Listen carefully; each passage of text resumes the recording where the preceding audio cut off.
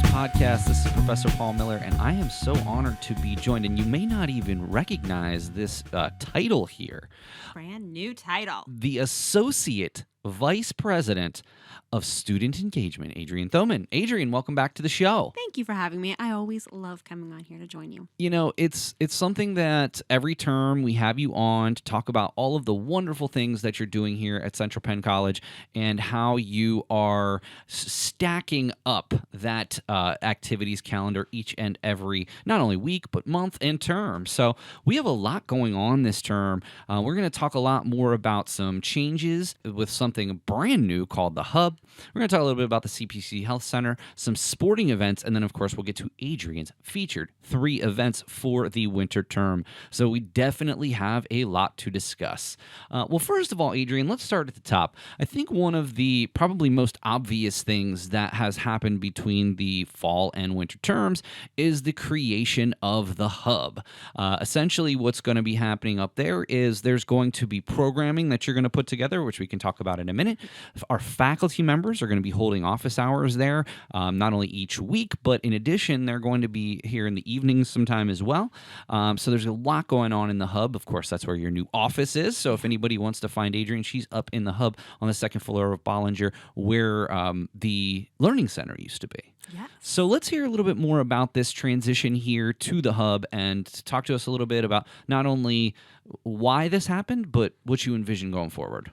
So one of the ways that I try to describe it is kind of like what the Learning Center was, but kind of re-envisioned. We've added some different things. We've played around with it a little bit, and I think it's going to be a nice combination of that student academic support and a place where you can get connected to resources and everything that's happening on campus. So kind of a one-stop shop. I love the fact that students are going to be able to come in throughout the day. We'll have a schedule with all of our faculty that they'll be able to come in and meet with them directly one-on-one. I think that's going to be a really cool element of it.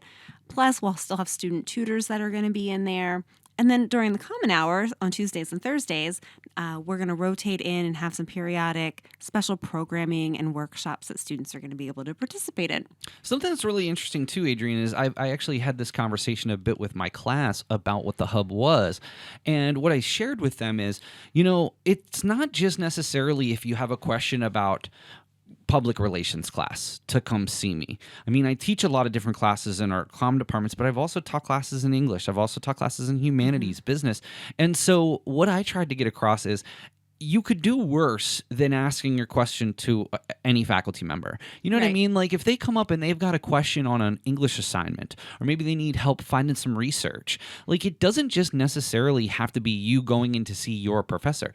Any time that you've got a free half hour and you're maybe struggling on an assignment, come on up. I'm not saying I could help you out with your accounting homework necessarily, but my point is here, especially for the vast majority of our classes, almost any of our faculty members are going to be able to, if nothing else, point you in the right direction, give you some tips. Maybe even it's just general tips like study tips or research tips or whatever that is. That's where I think that this is such a great idea, because it doesn't really matter if you're going to see your specific professor, if you're just going to see someone who's there. Absolutely.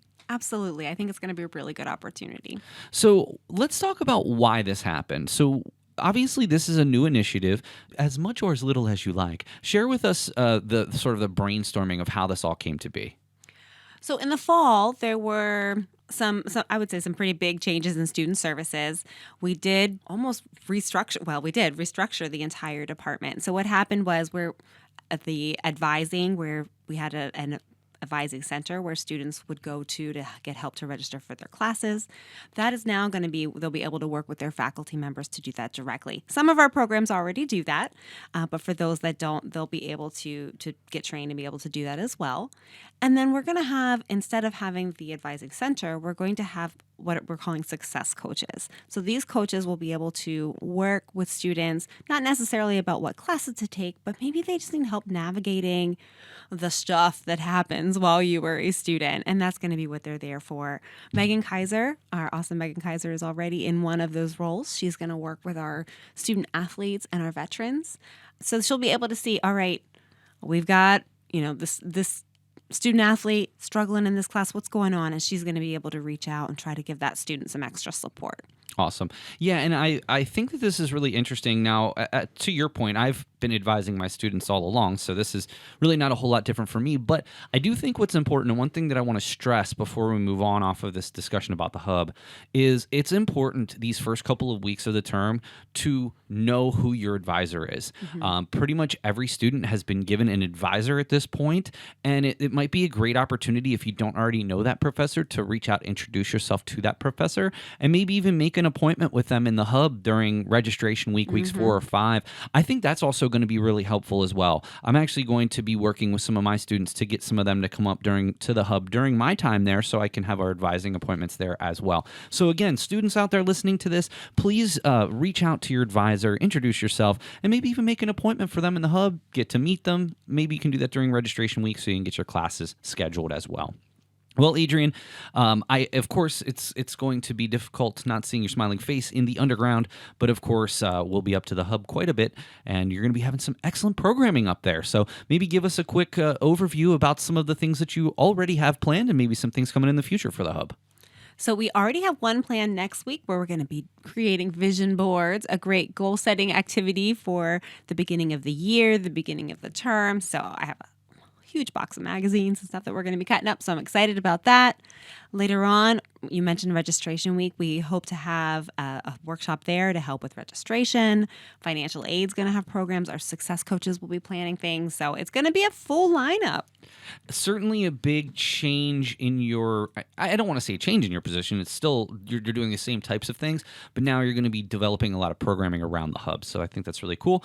And again, I just highly encourage you to reach out to your professors, find out when they're in the hub, make an appointment with them, stop on up. And I think that you're going to get a lot of value. Or even if it's not your own professors, to my previous point, there's always going to be, I don't want to say always, but for much of the day, there's going to be full-time faculty members in there that can help you even with some of the things that you're working on in your other classes. So kudos to you, Adrienne, for getting that all together to start this term. I'm sure it was a difficult undertaking, but what's the associate vice president but to handle the tough challenges, One quick thing, too, we also wanted to discuss. Of course, the CPC Health Center has been around for quite some time, but I don't know that we've ever actually spoken much about it here on the podcast.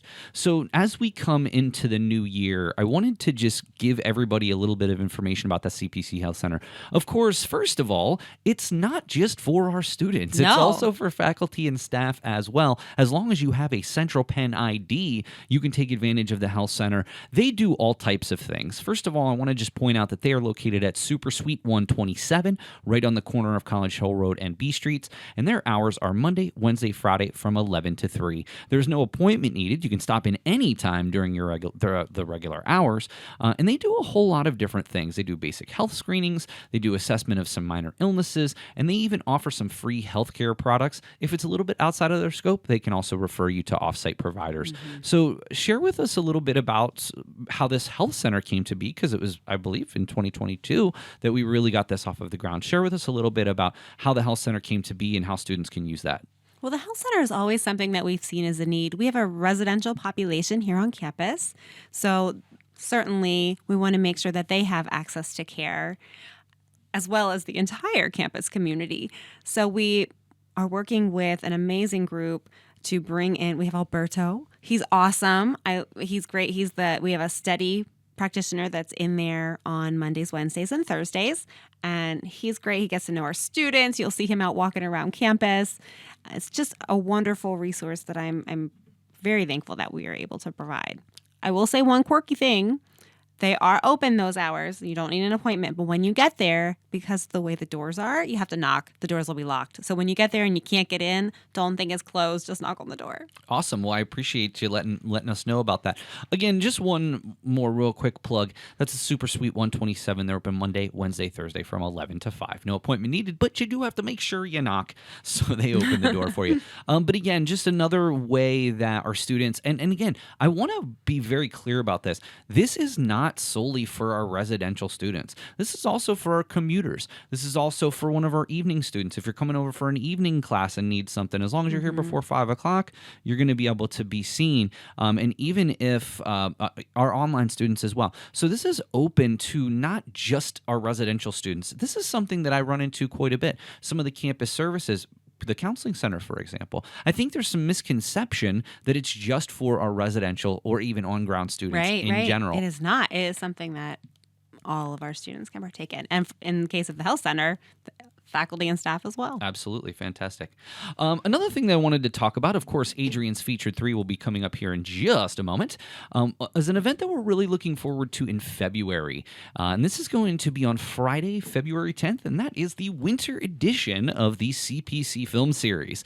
I kind of hinted at this before, and if you were at the last film series, you already know, but our former Nightly News Media Club president Dylan Bowman has accepted this unbelievable opportunity to present. Dylan is a filmmaker himself. In fact, he was here over break filming his next movie. What? Yes, it was really, really cool. I want to have a movie release here at the theater. We got to see this. I don't want to get too far ahead of ourselves, but it's probably going to happen over the summer. Dylan and I have already talked about it. But stay tuned for more information on that. But we're definitely looking forward to the CPC film series. And he's going to present the 2019 film 1917, which had won 3 Oscars and nominated for a total of 10 Oscars. Now, I've never actually seen this film. I haven't either. But Dylan is absolutely in love with it. He is, as a videographer, he is very plugged into how movies are shot and sort of the beauty of film. And so that's one of the things that he's going to be focused on. Tune in next time, not on this episode, but next episode. Dylan's going to join us and talk a bit more about that. Just want you to mark your calendars for Friday, February 10th at 6 o'clock. Doors open. And Dylan will be doing his presentation around 6:30, and this will be benefiting the Nightly News Media Club. So we're going to be sponsoring this one. So we're looking forward to that. One thing that I do want to talk about here before we get to Adrienne's Featured 3 is we have just an absolute wonderful announcement, and that is that we are again this year going to be broadcasting every home baseball game, and spoiler alert, we are going to be back at FNB Field for 2023. Some of the best memories I have from my job here, and Adrienne, I'm celebrating 10 years here at Central Penn College. Yes. Since I started as a part-time professor in 2013. That's awesome. So it's 10 years. So some of my most fond memories have happened on the baseball field, especially last year. So it's wonderful to know that we are going to be back at FNB Field. Save the date. March 18th is our first date at FNB Field. There will be, I believe, 6 total dates at FNB, and we'll also be down in the net on occasion as well. So just some dates that you want to keep in mind, especially the February 10th for the CPC film series and March 18th for opening day of baseball at FNB. All right, Adrienne, it's time for everybody's favorite segment, Adrienne's Featured 3 events for the winter term. Let's talk a bit more about them. What is event number 1? Oh, event number 1. You know I am an animal lover, right? Well, not only are you an animal lover, I saw some pretty amusing photos of you and your family around the holidays. And when I say family, I mean you, your husband, and your pups. We all had matching pajamas for New Year's. It was fun. I loved it. Well, part of what we did last year with the Project Paul campaign here at the college, we set a pretty lofty goal. But one of the prizes, if we were able to meet our financial goal of dollars raised for those organizations, was to bring the Humane Society of Harrisburg area here to campus with some babies. So that happened. We hit the goal. We're going to have some pups here on campus on January the 18th. So make sure you stop at the ATEC lobby to see those babies. And we're also going to have a representative from the Humane Society come on and join us on our next podcast as well. So that's cool. What you can look forward to. Just one quick aside, Adrienne. You know, one of the best things about CPC Gives Back is, in terms of me personally, is that I've had the opportunity to volunteer with just some amazing organizations. In 2020, I volunteered with the New Hope Ministries in Mechanicsburg. Last year, I worked with the Bethesda Mission, and this year I got to work with the Harrisburg Humane Society. And myself and Steve Hassinger and Kristen Fike, who are on my team, got to spend several afternoons over at the facility. And I have to be honest with you, it was... I guess every volunteer experience is in a way life-changing if you immerse yourself in it. But I got to tell you, this was one of those. Now, I'm not a dog owner, and as I've shared with you before, I have some guinea pigs who I absolutely love to death. And it was just an eye-opening experience about the need for places like this in the area. And it's just was wonderful to support that organization and help them in whatever way we possibly could. And it was wonderful. And I'm so glad to have not only them on campus, but also that we get to spend some time with their marketing representative on the podcast. So yeah, that's cool. And shout out to Caitlin Longcar for her help to get everything set up, because she was really the driving force to get them here on campus. So. Absolutely. Caitlin's wonderful. And she actually took home an award for sort of the most number of volunteer hours, which I thought was really cool. That's cool. All right, Adrienne. Number 2 event on Adrienne's Featured 3 for winter is? I feel like the theme for my Featured 3 is going to be things that I love, because number 2 is Dunkin'. And I do love my Dunkin' Donuts. I got an email right at might have been early fall term, and they said, listen, there's this thing called the Dunkin' Cruiser. Tell me about this. It's like a food truck, looks like, kind of thing, but it's a vehicle, and it's going to be here on campus sampling Dunkin' coffees. As an aside, I got to tell you something. So I went to New York over the holiday, and my wife's always wanted to see the Christmas lights in New York. So we went up the week of Christmas. It was her Christmas gift. And we were just looking for some fun and different things to do in New York City, and we found the coolest thing ever. It was called the Starbucks Reserve Roastery, and it's down in the Chelsea area, and it is if any of you ever go to New York, you have to find the Starbucks Reserve Roastery. It is the most insane... It's not a regular Starbucks. It's like a museum. They have like 3 floors. They had a bar restaurant there. They had, of course, your coffee lounge. You can go in and get coffee. But then they had a lunch cafe type of place. Oh, wow. They were sampling different types of coffees from around the world. We were there for hours just enjoying ourselves because we're both fans of coffee. Yeah. But if you ever have the opportunity, if you're in New York City, Adrienne, and I know you get there. I do. It's maybe half hour, 45-minute walk from Times Square area. So it's a little bit of a hike, maybe a cab type of situation, but you would love it. That's awesome. Yes. So All just right, while good we were tip. talking about caffeine and coffee, I wanted to throw that in. Tell us a little bit more about the cruiser. When will it be here? So Friday, January the 20th, it'll be here from 11 to 1. And I'm pretty sure as long as the parking plan works out, we're going to put it in the quad, like the area between Milano and Bollinger. So it should be super convenient for everybody to pop out, grab their Dunkin' coffee samples, and enjoy. That's fantastic, especially this time of year.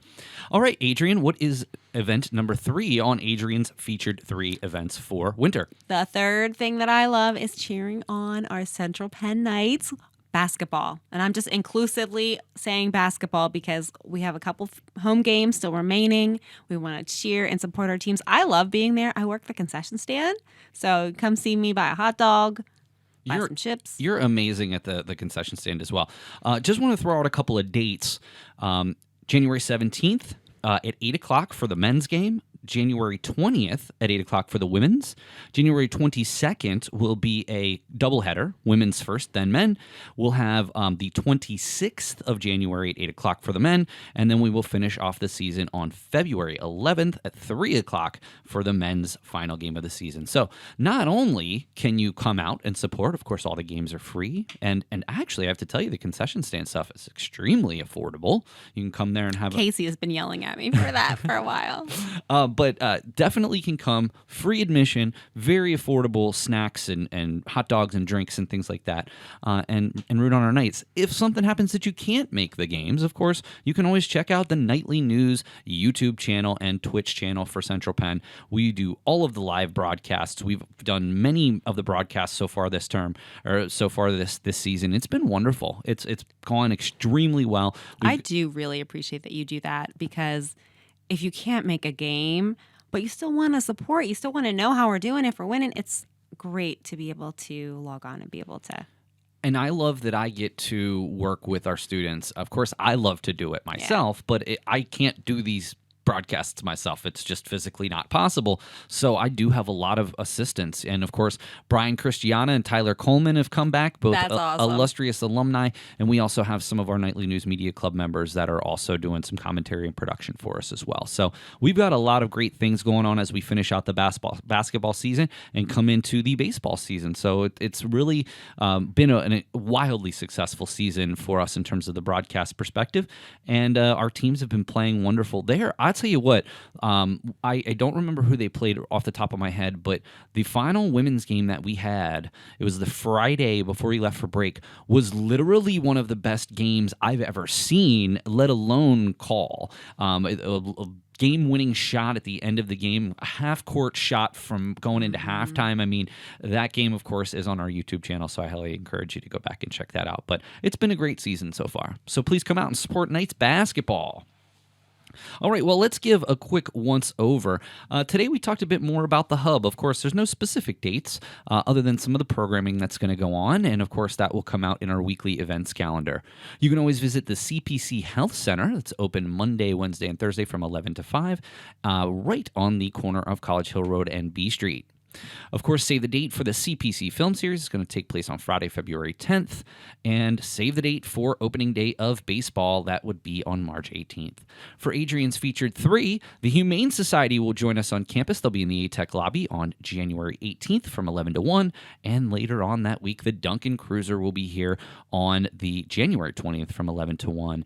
And last but not least, the slate of basketball games. You can always go to centralpennknights.com for schedules for both the men's and women's basketball games. Sound good? Sounds good to me. All right. Well, Adrienne, as always, it's such a pleasure to get to have you on. It's such a pleasure to be a part of the Pirate Life podcast. So if you're looking to hear more from Adrienne and the Pirates, you can always go to your favorite podcast provider and type in the Pirate Life podcast, and it will come right up. So it's always a pleasure to have you on. Thank you so much for being here. Thank you so much for having me. All right, well, that's going to do it for this episode of the Nightly News Podcast. Special thanks to the Associate Vice President of Student Engagement, Adrienne Thoman. Adrienne, that's a mouthful, but it's a good mouthful, you know? You're Vice President now. That's unbelievable. Associate Vice President. It doesn't matter. Sounds fun, though, doesn't it? The words Vice President are in your title, so that's what we're gonna go with. But all congratulations to you for that position. Thank you. So, all right, well, that's going to do it for us. Special thanks to Associate VP of Student Engagement, Adrienne Thoman. This is Professor Paul Miller, and we'll see you again next time on the Nightly News Podcast. I'm Dylan Bowman, former president of the Nightly News, and you're listening to the Nightly News Podcast. Well, welcome everybody to the Nightly News Podcast. This is Professor Paul Miller, and I am so honored to be joined by the newly minted Dr. Tom Davis. Dr. Davis, how's it going today? It's going fantastic. How are you, sir? You know, it's interesting. We have a lot to talk about on today's show, and one of the biggest things I want to talk about is, as we know, over the last, I'd say, couple of months, there's been some restructuring here at Central Penn College, and you have been given a new position here at the college. So I was wondering if we could kind of kick things off today, talk a little bit about that new position and what that means not only for the faculty members here on campus, but also the students. Yeah, absolutely. So so this past year, as you said, I finished my PhD. My PhD happens to be in instructional design and technology, which is kind of a perfect match for the Center for Teaching Excellence. And I think, to be perfectly honest with you, the thing that has been on my mind over our entire break has been ChatGPT. And so what I'm envisioning in this role now is, you know, we have things like new faculty orientation. We have a sort of nascent teaching excellence program. A lot of these things need to kind of be re-envisioned for the current moment. I'm thinking online certification and things of that nature.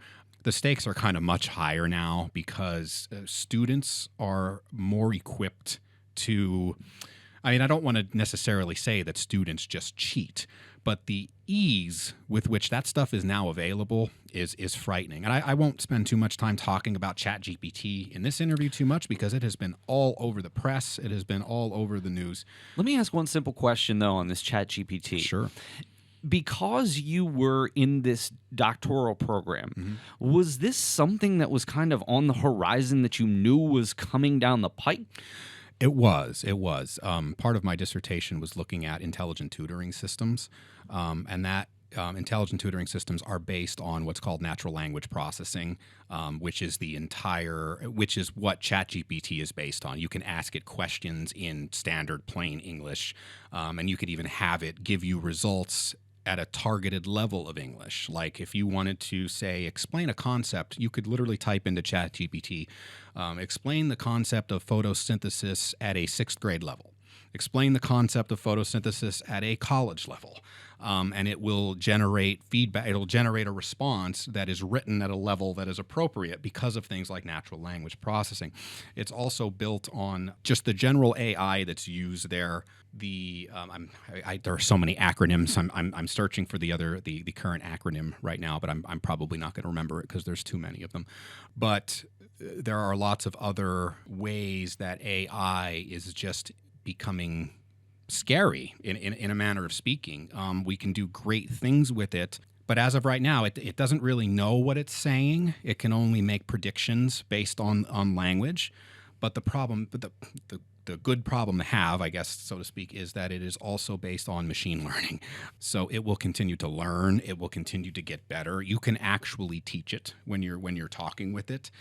There are amazing things that it can do, but it's going to necessitate a reapproach of the learning ecosystem, so to speak. We're not going to be able to ignore this. Like, I'm not going to be able to say, here's an essay in comp, don't use ChatGPT, because most students are probably aware of it now, but some students might not be. And you tell them about this thing, you show them doing it, it's like, oh, wow, I can just, have my essays written for me.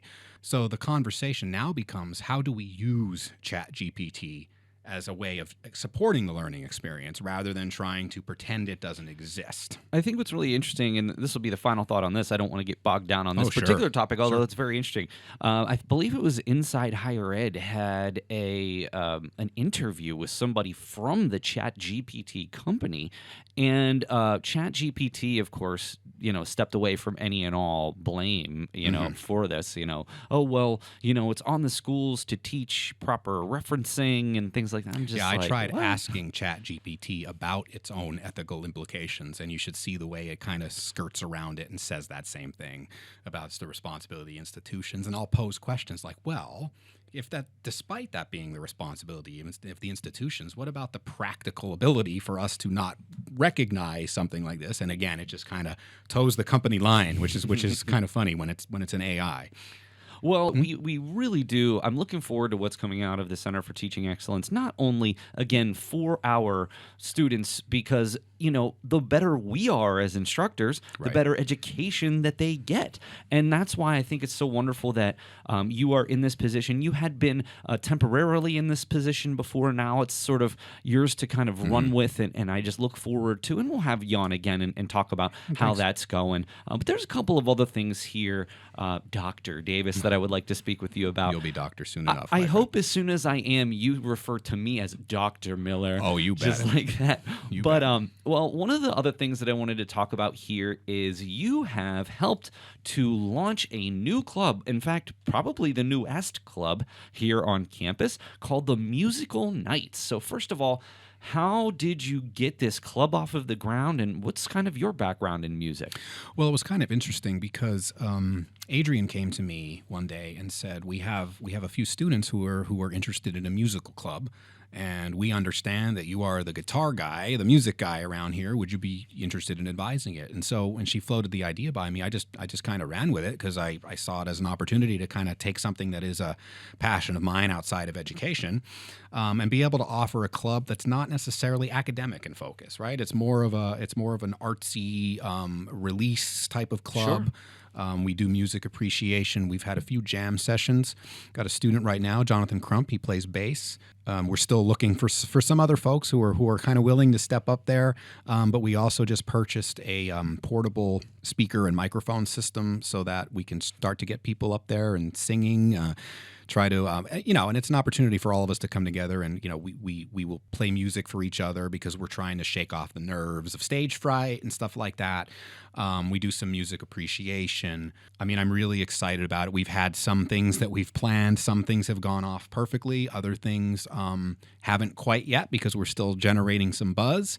But I think within the next year, the buzz from this club is going to generate. It's going to be even greater once we start doing faculty talent shows, student and staff karaoke nights, all of that. So, stuff. what are the big things that you have planned here for this winter term, or can you let us step behind the curtain and get a sense of what the musical nights have going on? Well, one of the things that I'm interested in that I haven't actually had a chance to talk to you very much about yet is we would like to perhaps do some incidental music for your use on any of your podcasts, any of your broadcasts. That's one of the biggest problems is that really all we have to use is open source music online. There's Kevin MacLeod is, I'm sure somebody you're familiar with, does all of our theme songs here because they're all open source. Mm-hmm. Yeah, so we were thinking, great. we can generate some stuff, some things of that nature. I think we're looking at probably doing some like singing telegram stuff around Valentine's Day. That's cool. That kind of thing. But we had planned to have the talent show this last term, but it was difficult with timing, with when the term was ending, the holiday. Yeah. When the Thanksgiving break fell, it was really difficult to coordinate. But what we would like to do this year is we want to have a full-on faculty, staff, student talent show, whether that is, groups of faculty who are playing different instruments, and we have several musicians around campus. Romeo Zondekon is a bass player. Professor Bill Hummel is a drummer. Well, you got a band right there. Exactly. So we want to get together and start doing that stuff, and then we feel like if we can attract more people that way, we can put on a really first-rate sort of talent show where people will feel comfortable in front of the college community. Come up and stage fright be darned. We'll learn. Well, first of all, if the Nightly News can do anything, certainly if you've got any events, let me know. We'll get something written up. But I wanted to just kind of take a secondary look here. Let's just say this. It's a challenge to be a club advisor. I'm not sure if a lot of people know this. It's not necessarily something that we're required to do as a faculty member here. And with our heavier schedule load with the 4 terms a year, it does make it difficult. Have you found that it's been difficult in terms of balancing your workload with being a club advisor? It has. It's been rewarding though, trying to find that balance.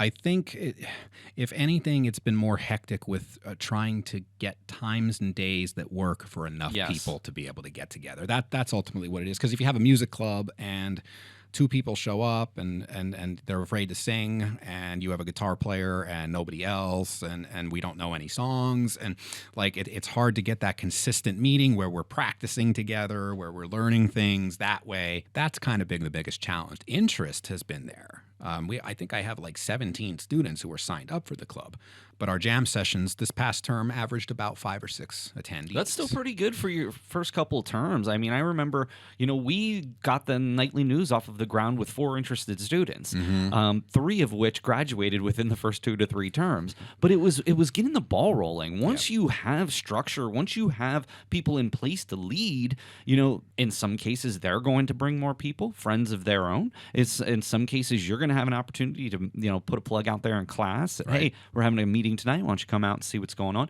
And before you know it, you would be surprised. Yeah. It's always a challenge.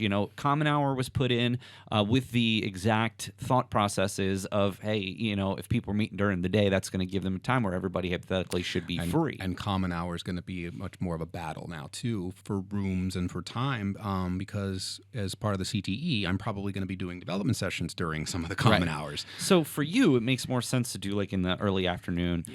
And that just doesn't necessarily work for everybody due to class schedules or work or what have you. So it's always a challenge. But, I give you a lot of credit for jumping headfirst into this. And certainly if there's anything the Nightly News can do for you, please let me know. I greatly appreciate that. Well, we have one more thing to talk about that we haven't really mentioned here on the podcast. I know that there was a little blurb in Central Station when we took the book that I'm going to be referencing here in a second down to the library to donate a copy. But we really haven't had the chance to talk about this with the campus community, not for any other reason, but schedules. Not even that. No, it's so funny because, over the holidays, I got to see a lot of people who I hadn't seen in a while. And, they ask how you were doing, and it's been a while since I've seen you. And, even though we shared it on social media and whatnot, telling them about the book. So let's just start here. So Tom and I released both of our first publications in a book called Rock Icons. And it was a chapter about Metallica. This came from my very first PhD class all the way back in 2019 from a paper that I did in that class. I then presented it at PCA, the Popular Culture Association conference, and I thought, okay, that's done.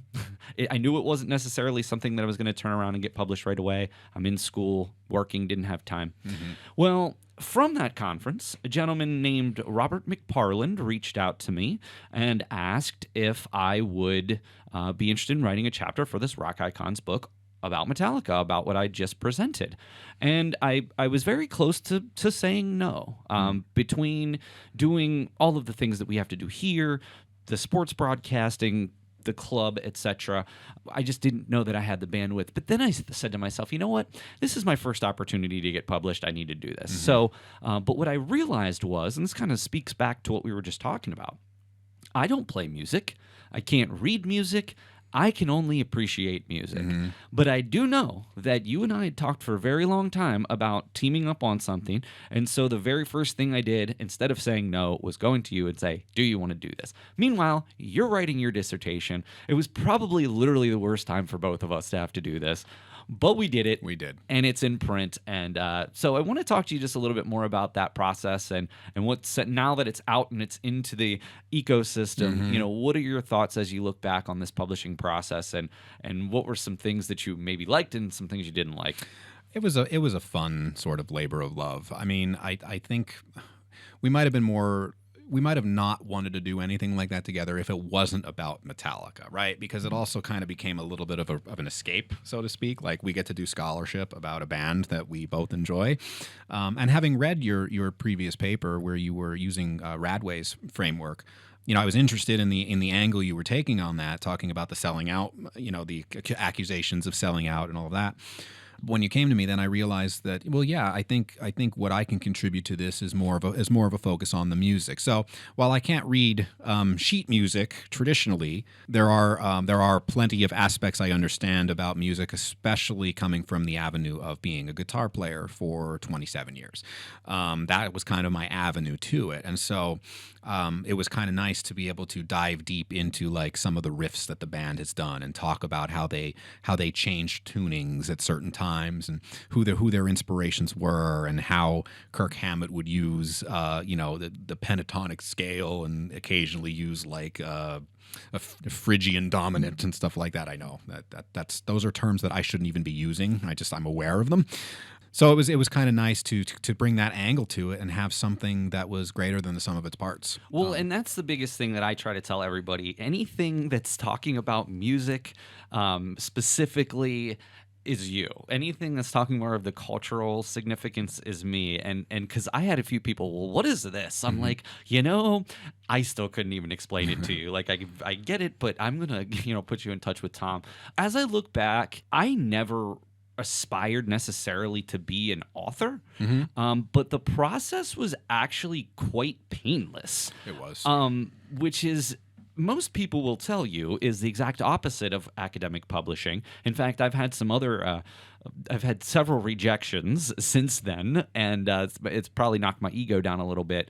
But all of that being said, we had the opportunity to get together with some of our friends and family for a little book release party, and that was just so much fun. It was so many people that genuinely cared about what we ended up doing and the sheer amount of time. I mean, Tom, realistically, we worked on that for a better part of a year. through a couple of different edits and sending things. drafts to each other, Yeah. shared folders. It's so I believe what we ultimately came up with was really something special, and I really just it was so nice to work on this with you to get to again do something fun. I agree. Because it's funny, like, hey, did you read my book chapter? Oh no, what's it about? Metallica, Right. And that was I've probably said that to like 20 people, and the looks on their faces like, what do you mean? Same here. I'm like, I study media and communication and popular culture, and Metallica's the biggest rock band probably ever. I mean, certainly you could argue the Beatles, but well, I would say definitely the most heavy metal. If you want Yes. to go that. Oh, certainly. Black Sabbath and Metallica. yeah, I mean that's it, and so the cultural significance that they had. I mean, we're not going to go into what our thesis was here, but here's the thing: there is a copy of it in the library, and it was on reserve until the end of the year, and now it can be checked out. So Wonderful. if anyone would like to read our chapter, or there's lots of other wonderful artists in the book Yeah, by there are- many wonderful colleagues. There are some interesting other chapters in there, for sure. I encourage you to go down to the library and ask for the Rock Icons book, and you can now check it out at the library. So it's something that we worked on a really, really, really long time, and I'm so proud. And now I'm venturing down the first few weeks of my dissertation process here in 2023, and that's what I'm going to be working on for a while. So the fact that I was able to get one publication under my belt before the dissertation process, it really means a lot to me, and it was your first as well. I mean, in hindsight, like, how is this gonna stack up to other things that you're gonna be writing? Yeah, that's what's the thing, right? Like when people ask me about it too, and I say, well, yeah, I have my first publication, and my PhD is in instructional design and technology, and they're like, really, your first publication is about Metallica? And I'm like, well, yes. I mean, I do come from a liberal arts humanities background, studying culture and from various perspectives. So I don't know that it'll have too much bearing on future publications. I mean, not that I'm ruling that out, writing again about music, but I have to now kind of turn my attention to doing some more empirical research, striving for some journal publications. I have some ideas for that. The trick is finding an institutional review board. I think we're in the process of that, aren't we? I think so. I mean, it's easy if you don't have human part. I mean, if you're doing interviews Right. or survey research, but when you have to actually interview people and things of that nature, we have to ensure that we're protecting participants and Of all that course. stuff. So I think along those lines, my first goal, kind of by the end of this year, I'm hoping to maybe secure a grant. I'm trying to put together stuff for the Bill and Melinda Gates Foundation, because they give a lot of money to schools when they're trying to improve technology, improve outcomes, fairness outcomes, equality outcomes, stuff like that. And if technology can be used in service of that, they are giving some pretty significant grants. So Wow. yeah, I'm going to look into that and see what I can do. I've never written a grant before. Sandy's good at it. I know. I'm probably going to have to consult with her about this. Sandy Box, the executive director of our education foundation here at Central Penn College. Mm-hmm. Well, Tom, I just want to thank you so much. It's been wonderful to chat with you. So much going on. You're the new director of the CTE. You have just recently finished your PhD. So please, everybody, Dr. Davis, please. We just published our first book recently. And I just brought home a brand new puppy 3 weeks ago. You had a wonderful, hopefully, and joyous break. But we just have one more thing to look forward to. Tom is also the color commentator of our Central Penn Knights baseball, and baseball will be kicking off in mid-March with Tom slated to do many of the games. So we are really, really looking forward to being back at FNB Field this season. And Tom, I'm really looking forward to being back out and calling some Knights baseball with you. Me too, man. That is so much fun. So, Tom, I mean, I hope that with all of the things you have going on, you're ready for the beginning of this term. But it's I gotta say, as one of the best things about the holiday season is really just reflection on the year that was, and it's really hard to look back on 2022 and not look back at the book. And even one thing that we both failed to mention, We, against probably our better financial judgment, went to see Metallica in Pittsburgh right after our final draft had been released. And it was like, one of the most memorable nights of my life. It was like post hoc field research. Yeah, right? it was amazing, and we had amazing seats and had a blast, and it was just a great thing. So, Tom, I just want to thank you so much for being here, and My pleasure. Wish you a great 2023 with the club and your new position, and maybe we'll have to find another band to write about. Right. Thanks. Oh. Thanks for having me. You're welcome. It's great to be here. All right, well, that's going to do it for this episode of the Nightly News Podcast. For Dr. Tom Davis, Director of the CTE, I'm Professor Paul Miller, and we'll see you again next time on the Nightly News Podcast.